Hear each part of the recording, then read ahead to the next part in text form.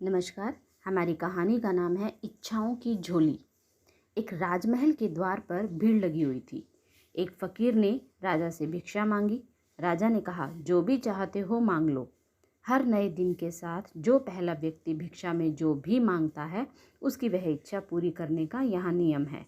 उस फकीर ने अपने छोटे से भिक्षा पात्र को आगे बढ़ाया और कहा, बस इसे स्वर्ण मुद्राओं से भर दें। राजा ने सोचा, इससे सरल बात और क्या हो सकती है।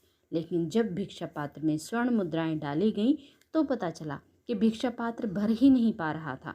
जितनी अधिक मुद्राएं उसमें डाली गई वह खाली होता चला गया। राजा का खजाना खाली होने लगा, लेकिन भिक्षा पात्र भर नहीं पाया।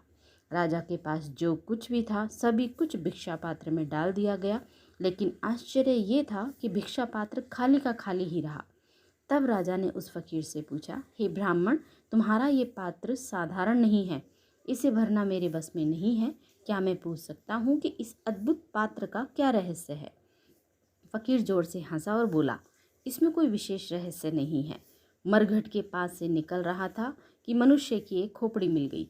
उससे ही मैंने यह भिक्षा पात्र बनाया है। मनुष्य की खोपड़ी कभी भरी ही नहीं, इसलिए ये भिक्षा पात्र भी कभी भरा नहीं जा सकता। धन से, पद से, ज्ञान से, किसी से भी भरो, यह खाली ही रहेगी। मनुष्य की भूख का कोई अंत नहीं है। उसी की मृत तृष्णा में दौड़ते दौड़ते उसका अंत हो जाता है।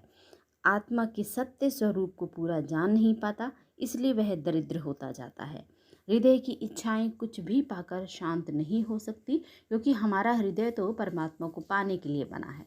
परमात्मा के अतिरिक्त कहीं और संतुष्टि हमें नहीं मिल सकती। उसके प्रवेश से ही मानव हृदय भर सकता है। यह कहानी हमें सीख देती है कि हमें अपनी अभिलाषाएं और इच्छाएं कम रखनी चाहिए। मन की कोठरी खाली और साफ कीजिए, तभी ईश्वर का उसमें निवास होगा और आपके शरीर का एक एक अंग पूरी तरह से तृप्त होकर ईश्वरीय ज्ञान से भर जाएगा।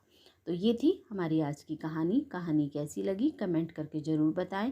यदि आपने अभी तक मेरे चैनल को सब्सक्राइब नहीं किया है तो लाइक, सब्सक्राइब और शेयर ज़रूर करें। फिर मिलेंगे, तब तक के लिए आपका दिन शुभ हो।